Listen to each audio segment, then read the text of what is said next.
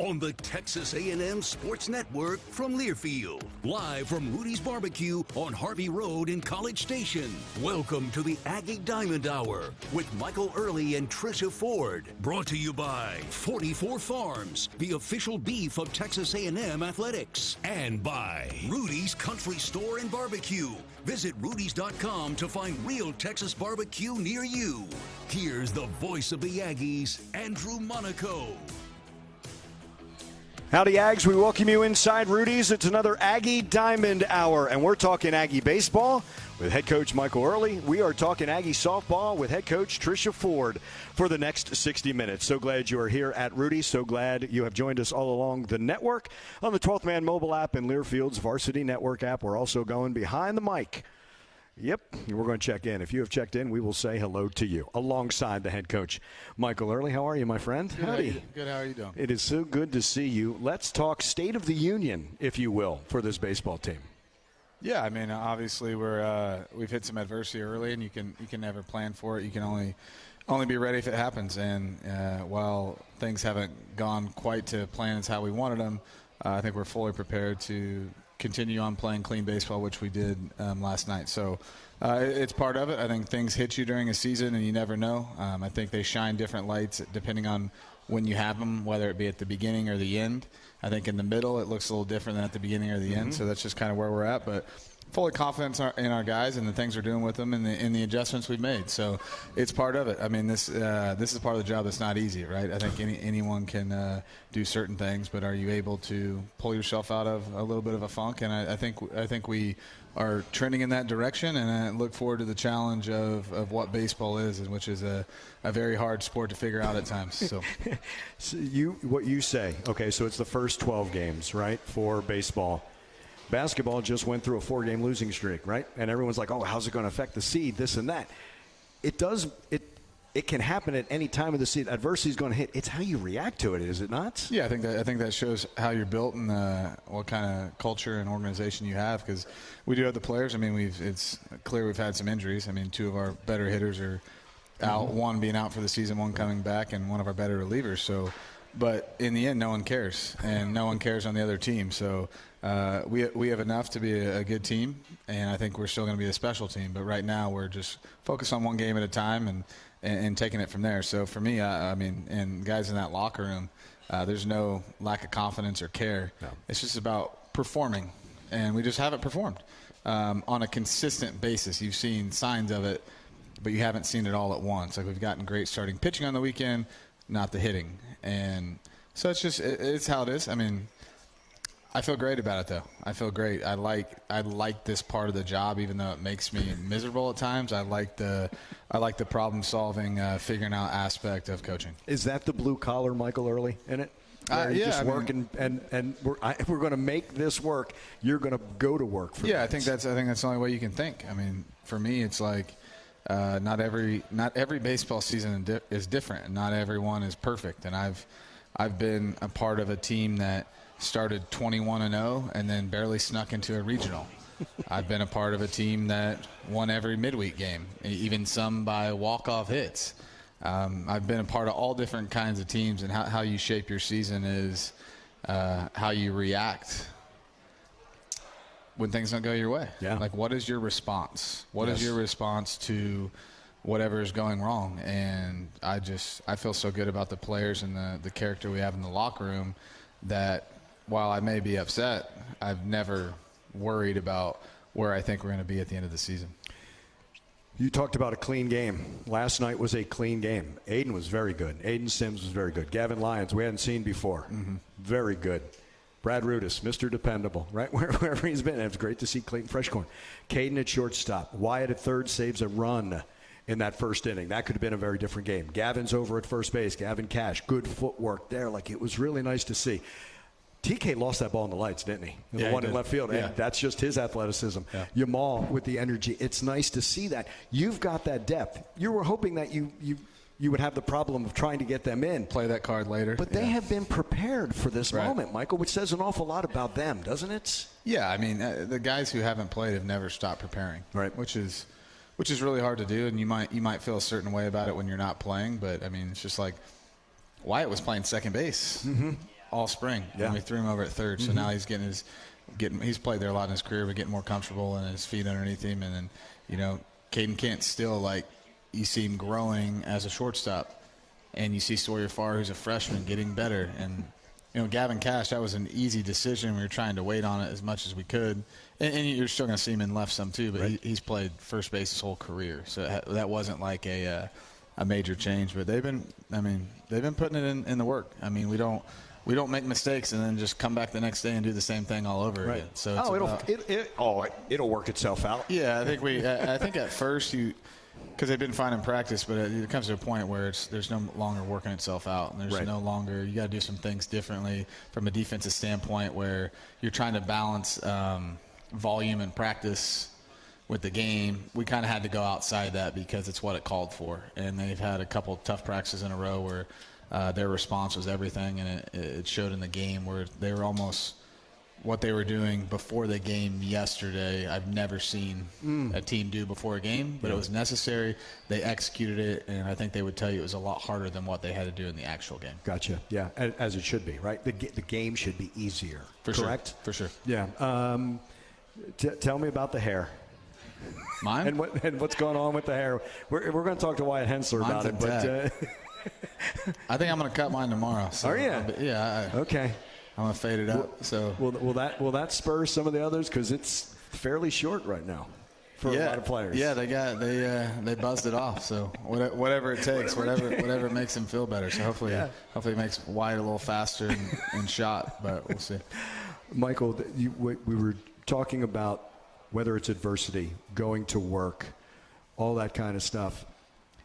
Could you do this if you didn't have as experienced a team? Like, does that help in that they've gone through a little bit more? If they were younger, might there be a little bit more panic? And by being surrounding with veteran players, is those younger players see, oh, that's the way it's supposed to be? Yeah, I think it's a little bit of both. I mean, you're also there's some guys that are older that were on this team last year that didn't dealt with some adversity, but just different. But yeah, I think for sure. I mean, it helps. It builds your team and the strength of your team and the overall culture of your team and the people coming back to have to go through some stuff, and just bound to happen. Bound to happen. And yeah, I mean, I definitely feel better that we have a veteran squad and some guys have skin in the game and have at bats and innings pitched, and with the weekend starting pitching makes me feel even better about the future, because I know offensively, I think it's been trending in the right direction from Sunday to even the last 2 days. We didn't lose because we hit well or hit bad. We didn't win because we hit well either. We were just fine, which is okay. Hit some balls hard, so it wasn't like a step back from Sunday. So I feel great just because of the guys that I know are in that locker room and the guys we're putting on the field. Ever since you've been here, each team has had an identity, but you can't force an identity on a team. That's got to be organic, does it not? Yeah, and I think we're starting to see that a little bit, and it's always different. And I've done it one other time, coming off a really good season, trying to figure out what you are, and you're adding new characters to the movie, but it's not the same movie. No. You're trying to figure out who you are. They got a new coach, so they're trying to figure me out, which I think we're past all of that. So it's like, who are we when things aren't going well? Because for us, everything, we won the offseason. We had a great fall in those 2 games, and when everything was going good, so you can't really practice for it. And for me, I haven't flinched, and they haven't flinched, and it's been a constant work. And how do we make changes or adjustments without going off of everything we know that can make us good, which is a hard part. You don't want to ever show a sense of panic, but you have to show a sense of urgency. Correct. Urgency is key. Right. So it's impatient for action, but patient for results. Well, we're a little bit past the patient for results thing. So it's like we need urgency. So we're pressing some buttons, moving some guys around, and that core group of guys is always going to be in the lineup, and that starting pitching, as long as everyone's healthy, that's what it's going to be. But moving some other things here and there. I believe in giving guys chances. Sure. Chances only last so long, and then sometimes your opportunities are not as much as the next guy. That's just sports and sports in general, and there's many things that come into factor with how much of an opportunity you get. Practice being the main thing, or your history of what you've done in the past. So, I mean, I keep saying I felt great because I do, because I'm trying not to look in the past, and we're all trying to move forward. Right. Like I would I would change anything not to have lost the games we lost. Sure. But right now I got to believe that it's going to help us grow and in the long run will help us out because I have no other way to think than that. Okay, it's going to be my first question to him, so it's my last question to you for this segment. You're not wearing number 8 any longer. You're wearing number 11. What's your version of the story? I think he owes me some money. No, we did something we kind of – my daughters weren't happy at first because they have a bunch of 8 gear. Yeah. So she's sitting over there right now. I'm not even sure she knows that's the guy that took Daddy's number, but they're all good with number 11 now. And it was funny.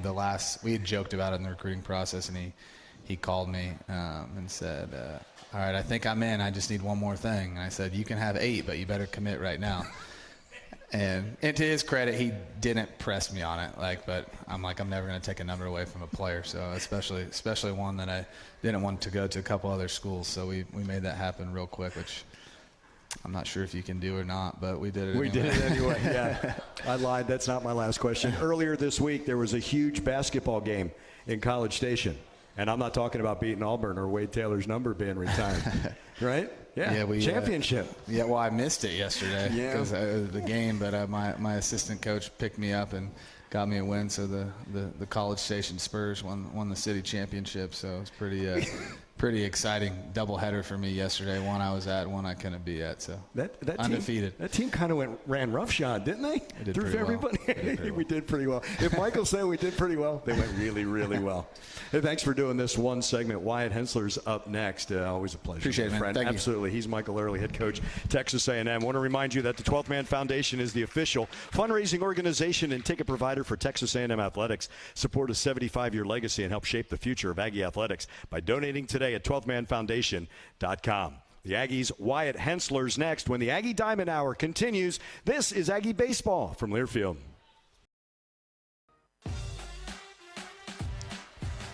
When you need a new roof or just have a pesky leak, you want to call on the winning team at Schulte Roofing, home of the Bulletproof Roof Guarantee.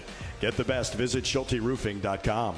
We continue with the Aggie Diamond Hour. It is with Wyatt Henseler for this next segment. Coming up, Trisha Ford and Matt Simon will take over at the bottom of the hour. Bobby Blackburn is our producer back in our Learfield studios. Jeanette Menchow is engineering our broadcast here at Rudy's. And here is number 8, Wyatt Henseler. Give us the story about how you acquired number 8. Howdy, first of all. Howdy. Coach Earley told it pretty accurately. I think I didn't expect when I first led with I have one last thing to ask that he actually knew exactly what I was going to ask for and offer right away. So by no means was that a deal breaker, but I think it goes to show what he was willing to do to make it happen. Absolutely. What does that number mean to you?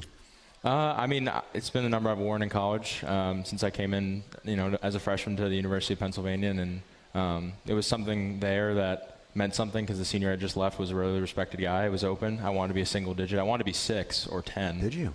8 kind of came along, and it was kind of just the number I had, and we kind of just joked about it. But you have started every game. That says something as a freshman, and I know it was a shortened season. Touch on that in just a little bit, but there's an awful lot of respect what goes with that, doesn't it?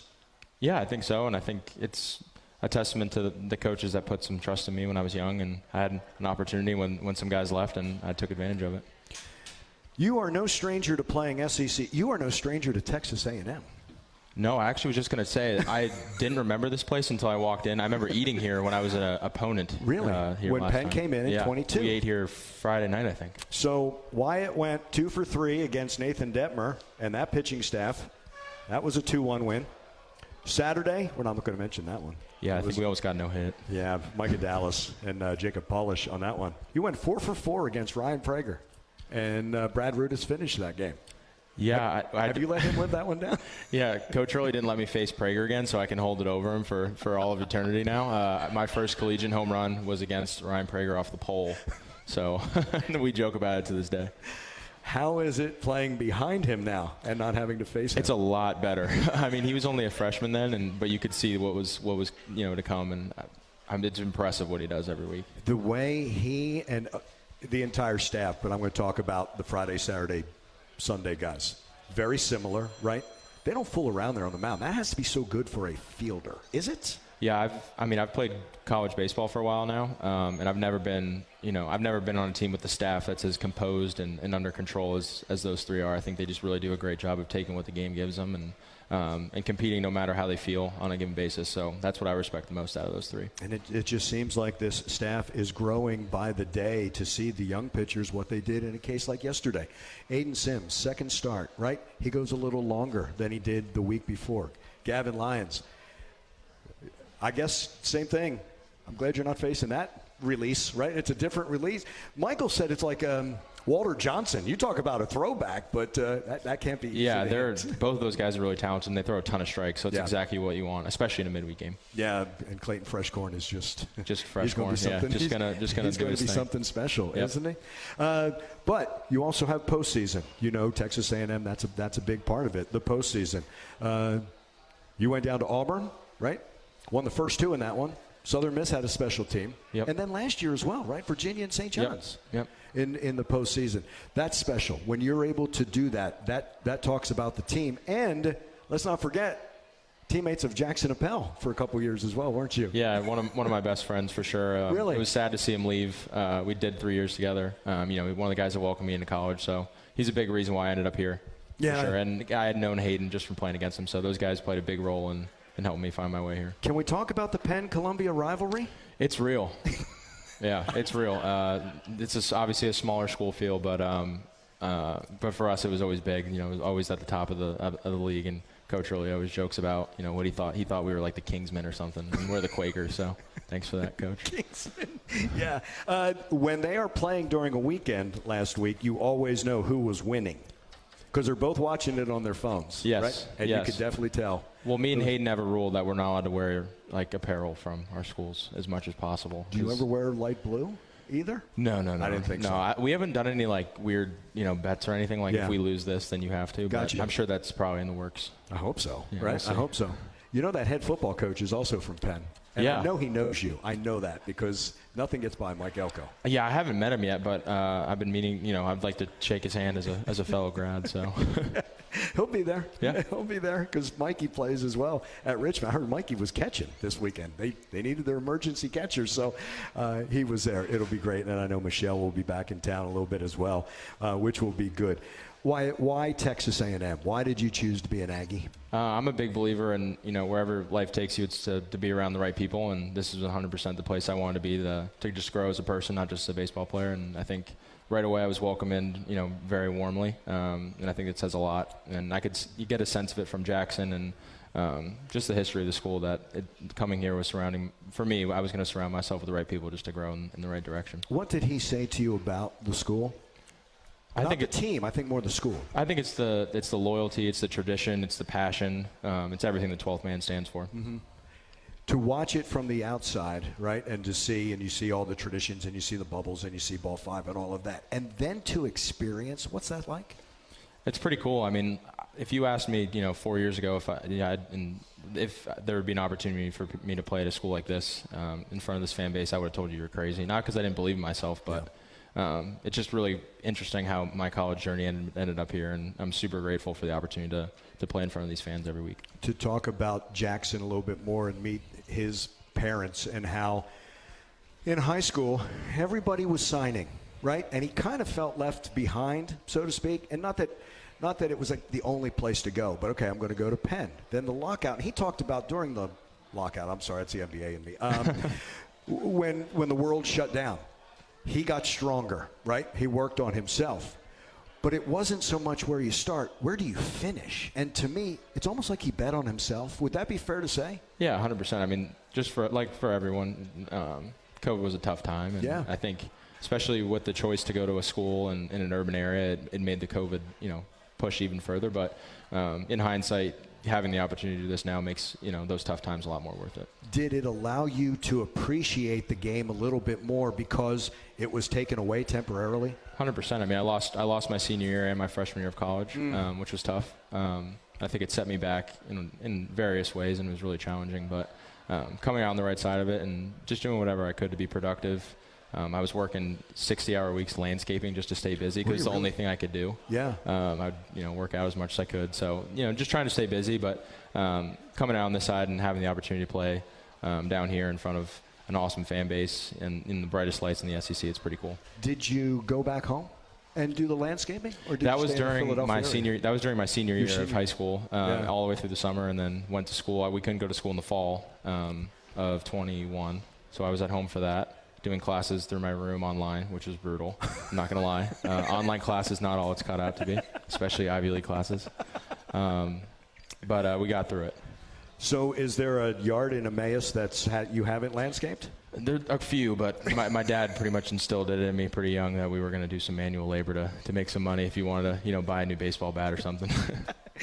Same thing with the haircut, right? Yeah, exactly. Yeah, he would just buzz. It felt like he was buzzing my head until I was 17, so I wasn't really scared to shave it the other day.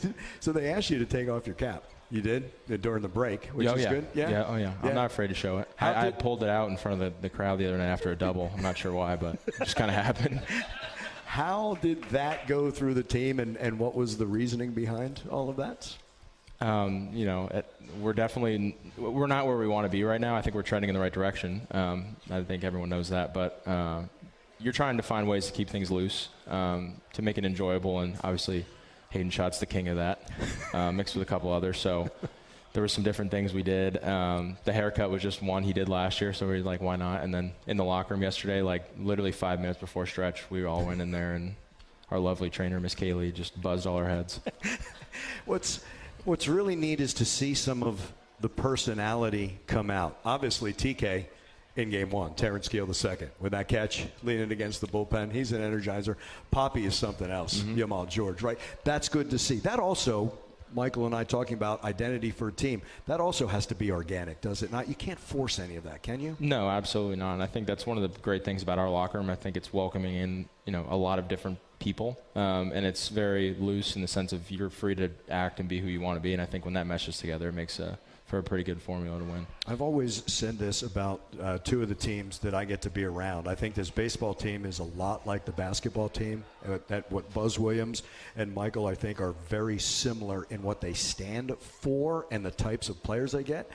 And I think the other way around, I think basketball is an awful lot of baseball. That means something. Does that make the wins? Do you cherish the wins more when you do it with good people you're surrounded by? 100%. Like I said, that's a big reason why I wanted to be here in the first place. And I think when you surround yourselves with the right people, there's that right level of challenge and fun and energy. And I think that's 100% what you have in our dugout. In this age of college athletics, not just college baseball in 2025, relationships still matter, don't they? Oh, 100%. I think that's one of the things I did well when I first got here, was that there was a time to build relationships and not just dive into specific individual stuff. And that starts with the coaching staff, like our relationship with them. The first couple weeks we were here, it was a lot of just letting us be free to go about our business so everyone can kind of learn how each other works on a daily basis. And I think that foundation really set us up well for where we are now. Was it always about baseball, or did you talk, do you get to know one another, and is that important also? Yeah, I think at the end of the day, it's easy as a college athlete to be defined as the sport you play as an athlete, but everyone off the field is just a normal person that enjoys going to play golf, to doing anything like that. So I think that's definitely important. It was fun go golf last year, with that team, and something organically is going to come up. I'm not sure what that's going to be, but like you said, it's kind of got to just happen. So who knows what Hayden and a couple others have up their sleeves. I'm far from creative, so it will not be me coming up with it. But it's the fun stuff, because you never know where it comes from, right? But you identify it when it's there, don't you? Right. Yeah, and with this group, it could be from anybody. Same way as you could be scrapping at the plate. That little bleeder goes in, and then the dam breaks. Right? It just goes. Yeah, 100%. So I'm not sure. I think you have plenty of personalities like Jamal George, like Ben Royo, who maybe some people aren't familiar with yet. Big locker room presence. Hayden Schott, even Jace sometimes. So you never really know where it's going to come from. But no, this team's got a lot of energy and a lot of creativity. So we'll see. From being on the other side of the ball 5 chant to now being on the right side, do you ever feel sorry for the other pitcher, or no? Definitely a little bit. One of my friends, he's pitching in Alabama now, joked about it the other day. He's like, I'm not sure if I'm prepared for that atmosphere again. So they'll be here next weekend, so need you guys to really get on him. He'll be closing. So I have a feeling it's going to get a little louder. I'd love to see that. Hey, I've absolutely enjoyed this time together. Appreciate it. Thank you. Wish you all the best this season. I'm so glad that you are here. Aggie Diamond Hour will continue. Softball is up next. Coach Trisha Ford, Matt Simon takes you through the next half hour. We thank you so much for being with us. It's the Aggie Diamond Hour, and this is Aggie Baseball from Learfield.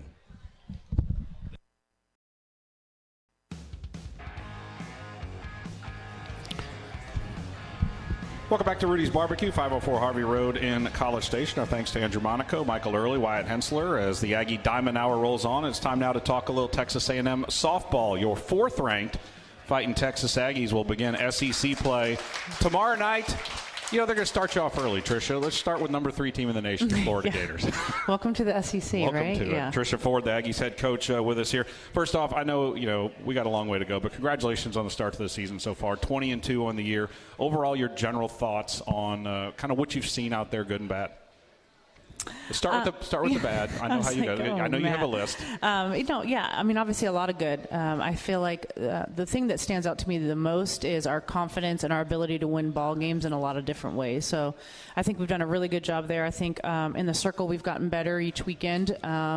But the exciting part is honestly that we still have a lot of room to grow. So, I think there's still some things for us to tidy up. We've played a really hard pre-conference schedule. So we're prepared as we are going to be to enter into conference play. You talk about confidence, and you can see that when the team plays. How much of that do you think, and this has, I know, been a key part of you building this program, but how much of that you think the team learned, at least the returners last year, what they went through, and then what they went through in the postseason? Yeah, I mean, that should sting for a while, right? So, I think that's how the only way you learn is when you go through it. And so the good thing is we still have Jazz and we still have Rylan, every day out at the field. So, they're there. But there are so many components of our team that were there last year, went through it. And so you understand what this is going to take as we enter into conference play. And I just think it's going to help us in the long run with that experience. And then also when you talk about experience as you go into the portal, that's now a new part of college sports, as you went and got several of these players out of the portal, not the freshmen, but the Ojos. I see her hiding over there somewhere. Gray Sparks and all the other players you've gotten out of the portal. That's also what you're looking for too, right? That veteran experience. Absolutely, because Ojo has played at a really high level. Both of those kids coming out of UW, and then obviously Gray Sparks has played at a high level being, in Ole Miss. So I think for us, it's really about fit, and do they fit our DNA, and then do they understand what this is going to take at that next level? Because you don't want to add something or someone, I should say, to your roster, and they don't know what this is like at this level. Obviously, we talked about at the start of the season before the first show, the non-conference schedule that you guys put together. And you told me, you said, hey, if it works, I get the credit. If it doesn't work, it's Coach Harger's fault. Coach Harger, because he's the one that put it together. Yes. Yeah. I know you still have a few non-conference games scattered around, but the bulk of it's over. Overall, did you like what you got out of it? I'm not talking necessarily about wins, but did you like what you got out of it from what you saw through the first 4 weeks of the season? Yeah, I think every weekend we were challenged a multitude of ways and a multiple times. We faced a lot of unique arms that I think we now understand how to attack. Up ballers, down ballers, off speed. I think our girls are tired of seeing 58. So now we're about ready to get into 68 and above. So, I think, again, it kind of goes back to that, how we figured out how to win ball games. But we faced a lot of different lineups, a lot of different looks, lefties, righties. We had speed, no speed. So I think, you try to put them in as many pressure situations as you can. And I thought they responded really well. Well, that's that old adage, isn't it? That, the iron sharpens iron. You Absolutely. Could play a really weak non-conference schedule and go 21-0, but you haven't tested yourself. But when you show up tomorrow night to play a team like Florida, which is so experienced and so much, back and all of that World Series experience that they have, you guys have been through the wars already this offseason. Absolutely, and I think they believe and know that they should win these games. I think that's the other piece is in our first 2 years, we maybe, first year was what it was. I thought we moved the needle. Second year, I felt like we moved the needle a lot. But they also learned that they belong on the field with anybody in this in the country. And so now we're going to play year 3 of having that type of confidence of like, we belong here. Like, we are Texas A&M. We are going to be a mainstay in college softball, and we just have to go out and execute and play our game.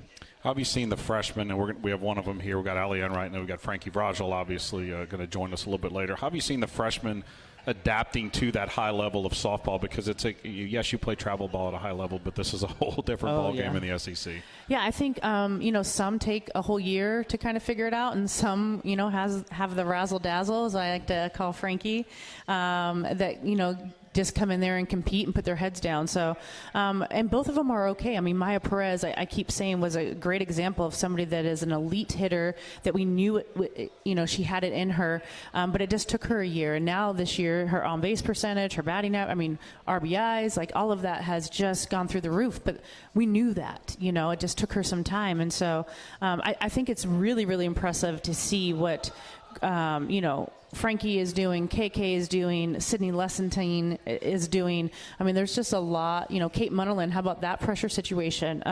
So, you're going to give them some opportunities and see what that looks like. And I don't know. I think the future of A&M softball looks really good. One of the other cool things I think that's developed this year has been the crowds at Davis Diamond, the 12th man. It's always been good, but this year it's just, I feel like it's gone to a whole nother level. The numbers back it up. And you and I were talking Tuesday, maybe. That's Saturday night. I get the dates mixed up. Saturday night against Texas Tech. That's the biggest, I think, big game atmosphere that I've felt at that park since it opened. And just, what the 12th man has done, and in a big moment, in a big situation, which is going to be this weekend, their support that you've gotten to see out of them. Yeah, it's huge. I know our players appreciate it. They love playing in front of them. I love the rowdiness. I love the heckling, I'll be honest with you. I want there to be a home field advantage. So, this is, one of the main reasons why I took this job, though, is they said, you put a good product out on the field. They love their bat and ball sports. And, Coach Earley's done that. And, I'm going to continue to keep striving to get better and better. And so, it's an exciting game. I think that's the other piece. Like, our game is very exciting. It's quick. It's fast. We play with an edge. I think we're a little different than a lot of teams as well. So we're a little maybe chippy. I like to call it spicy, but we're going to play the game hard. So there's some entertainment in that. Well, I thought actually from where I was at Tallahassee that, your dugout carries that chippiness and that spice, and it also carries some of the things we see at Davis on the road with them. It rattled that dugout on the first base side. Yeah, I didn't go over very well. Yeah, well, the 5-ball chant. I told him, maybe get some thicker skin. So, if we're really worried about that, I don't know. Yeah. So I was like, you're not ready to play in the SEC. That's really what I said, because, when we went on the road to Alabama last year, that was interesting. Yes. So, yeah. So you learn to have some thicker skin. Absolutely, especially in Tuscaloosa. Speaking of big atmospheres, big games, this weekend, Florida, it's going to be the first ever top 5 matchup in College Station ever in softball. You're here to win games, you're here to win championships, you do all that, but I think part of you also enjoys getting to expose this level of softball to this fan base here. They've never had a series like this at Davis Diamond, and they're going to be 4 of them based off the schedule that we see on the SEC with all the other teams. But the excitement of bringing Florida and all that program means into here with you having just as good a program to go toe-to-toe with them. Yeah, I think that's the beauty of it, is we get to see high-level softball, high-level pitching, right? Some big bats. And so you're going to see, again, just a really good product on the field. Florida has obviously been a mainstay at the College World Series. They have some experience. And we're working to get that experience. One of the things I talk about is that I don't want to have 1 year of good. I want us to be a mainstay again in the collegiate softball world. So we're learning that right now. That's what we are learning. And so you need to have some of these games and for us to win some of these series in order for us to start to learn what this looks like. Do you think some of the success the program had last year, and I know not everybody was on the team last year, but it was really – the success was also at home, and I've got a note on that I'll share with you later, but the big games were all on the road, and you saw success in Tuscaloosa, and you saw some success in Austin, and being able to do that on the road, do you think that helps even more when you carry that into your home venue? Absolutely. I think winning on the road is hard. I think any coach in our league, no matter what sport, will tell you that, But I think the other thing is that was kind of how Coach Harder actually designed our schedule this year. Being able to go to Florida State, it's kind of an SEC series, great environment, great venue, a lot of talent.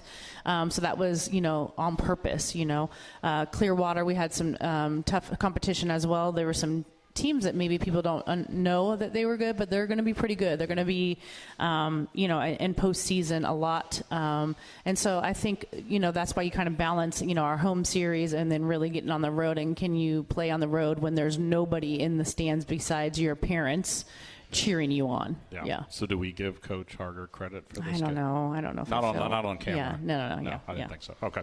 We're just getting rolling here on the softball portion of the Aggie Diamond Hour. When we come back, a pair of Aggie outfielders will join us, Allie Enright and Frankie Vrazel, as we return to Rudy's after this. This is Aggie softball from Learfield.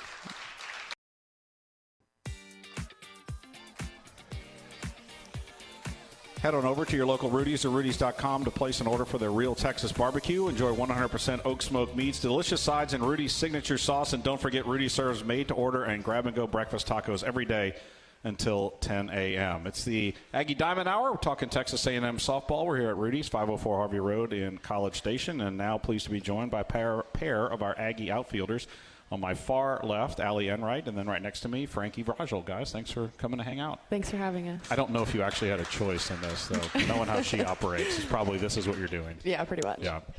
Frankie, I'm going to start with you, the freshman up here. What I want to know is, what is it like having your own personal hype machine over there in the right field corner with the Aggie Field crew, since you camp out over there? What's that like?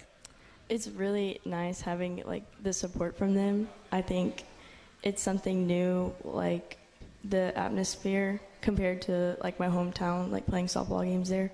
It's really just great, and I love them like being there. It's so awesome. Did they yell louder than your teammates did when you made that catch on Sunday? I honestly don't know. I kind of blacked out for a second there. But how many texts did you have on your phone when you got to the locker room after the game? I had a few, just like some people I didn't even know, like just reaching out and supporting. I love like that energy, like after games and stuff. I like can't sleep. So.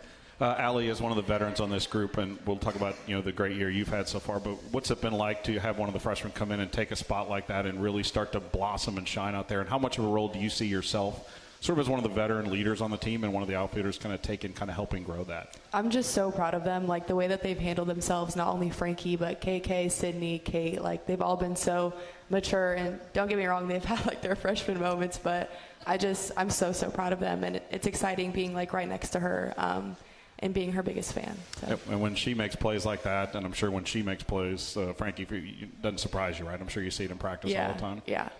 So, Frankie, for you, let's go back here. You come here to Texas A&M from a small town, Danbury, correct? Mm-hmm. How big is this town? I hear it's not very. Well, our school was like 2A, which is like small compared to like other schools, but there's like a little under 2,000 people in that town. So. How many people in your graduating class? I think there was around 60-ish. Oh my God. Yeah. You probably had 60 in every one of your classes. Yeah, I think my graduating class was like 700, something like that. Santa Clarita, just a tiny bit bigger than Danbury. You come to A&M. Obviously, you played in some big games in the fall, Frankie. But what's it been like here playing at this level? You obviously knew you could play at this level. You are playing at this level, but playing in front of these thousands of fans, what's it been like for you, the experience? It's really great. I just kind of had the mindset of like, I can do it, just having the confidence that all the hard work is going to pay off, and having like the fan base is like a really important thing to me. So, Allie, I don't know if we've asked you on this before. You may have been here before, but you start your career at Arizona and you decide you want to make a change, and you come here when Coach comes here in 2023. What was it about Texas A&M? What was it about Coach Ford that made you want to be here, and how much fun have you had calling this place your new home? I honestly knew nothing about Texas A&M. Like when I committed here, like the sole reason that I came here was to play for them. And so just getting to like learn all the traditions and all the things about the university, getting my Aggie ring, like it's just been so special to me. And I just feel really, really lucky that I ended up here. Now that this is like my last year, I've just been kind of like reflecting on my journey, and I kind of feel like it was always part of my journey to end up playing for them and end up playing here, and no matter how it got me here. So I just feel really, really lucky. And your journey's interesting, too, because as a freshman at Arizona, you went to the World Series. You got to play. You went on the road, won a Super Regional, went to the World Series, and now you've got a team that has a shot at getting back to the World Series. How excited are you to kind of see how this season plays out with what's transpired so far? I'm really, really excited. I think the sky's the limit for us. And like Coach Ford said, like it's exciting because we're doing so well, but we still have so much room to grow. So I think we can get so much better. And obviously Oklahoma City is always the goal. And I mean, I just want nothing more than for us to end up back there. How much do you think last year's success in some very key moments, especially late in the season, kind of sets the table for you all, at least you returners, to make even a deeper run this year? I think it was huge. I mean, none of us that were on the team last year will forget that super regional. I mean, I think after winning that first game, like, it was in our heads that we were going to end up there. And obviously losing one run in both of those last two games, it was a pain that I've never felt before and I never want to feel again. And I think that for the returners, like, that never leaves us. You know, when we play those tough games like Tech, we don't ever want to feel that again. And so I think that just fuels us. What about for you, Frankie? And you're not here yet, but watching the games last year, knowing that you would be a part of the group, what was it like kind of experiencing from the outside, so to speak, that run in the postseason last year? Yeah, I think it was a really cool, like, accomplishment because, like, beginning of my high school, like, career, I didn't really follow, like, Texas A&M that much, but, like, watching them, like, go in the postseason really just, like, made me really excited to be a part of something like that this year. As an outfielder, Frankie, what is it more fun for you? Is it to make a big, I say outfielder, that's where you play, but just as a player, is it getting a huge hit in a game or, hitting your first career home run like you did this weekend, or is it making a diving catch in the outfield or throwing somebody out? What do you enjoy more about the game, the offensive side or the defense?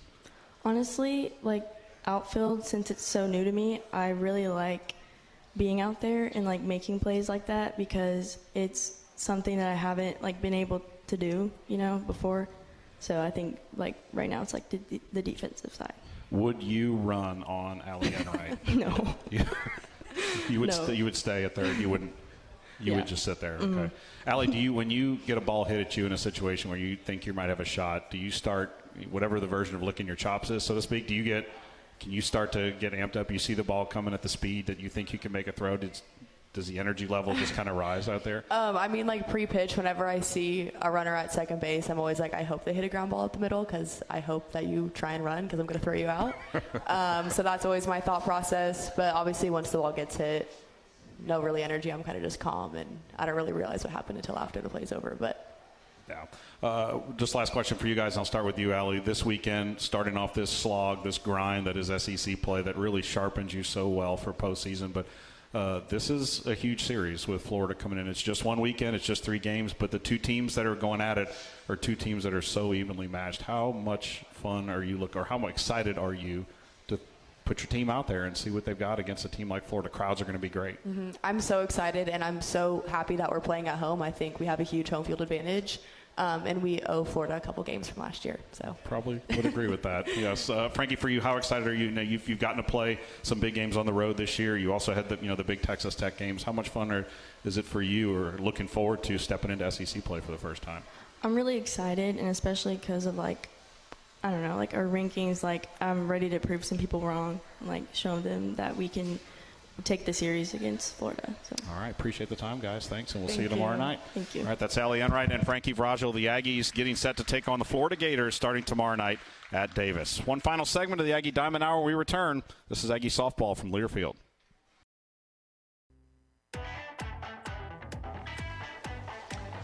Final minutes here of the Aggie Diamond Hour, getting you set for Texas A&M and Florida. 4th-ranked Aggies, 3rd-ranked Gators. 6 o'clock tomorrow night at Davis, 4 o'clock Saturday, noon on Sunday.